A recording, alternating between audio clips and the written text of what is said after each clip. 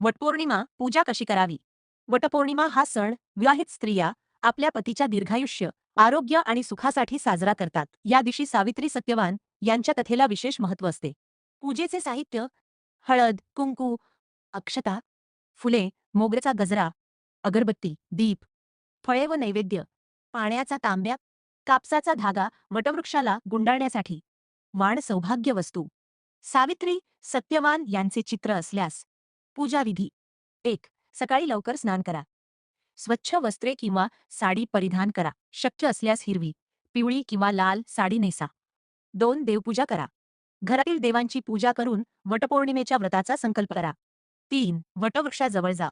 वडाच्या झाडाजवळ जाऊन झाडाच्या मुळाशी पाणी अर्पण करा. 4. हळद कुंकू वाहा. वडाच्या झाडाला हळद, कुंकू, अक्षता आणि फुले अर्पण करा. 5. धागा गुंडाळा. वडाच्या झाडाभोवती कापसाचा धागा गुंडाळत 7 किंवा 108 प्रदक्षिणा घाला स्थानिक परंपरेनुसार. प्रदक्षिणा घालताना प्रार्थना करा: माझ्या पतीला दीर्घायुष्य, आरोग्य आणि सुख लाभो. 6. सावित्री सत्यवान कथा ऐका किंवा वाचा. वटपौर्णिमेची कथा श्रद्धेने वाचा किंवा ऐका. 7. आरती करा. वडाच्या झाडाची आणि सावित्री मातेची आरती करा. 8. नैवेद्य अर्पण करा. फळे, मिठाई किंवा घरी केलेला नैवेद्य अर्पण करा. 9. वाण द्या. इतर सुवासिनींना हळद कुंकू लावून वाण द्या. 10.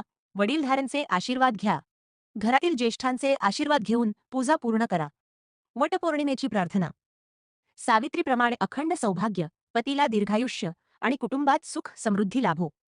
वटपौर्णिमेच्या हार्दिक शुभेच्छा.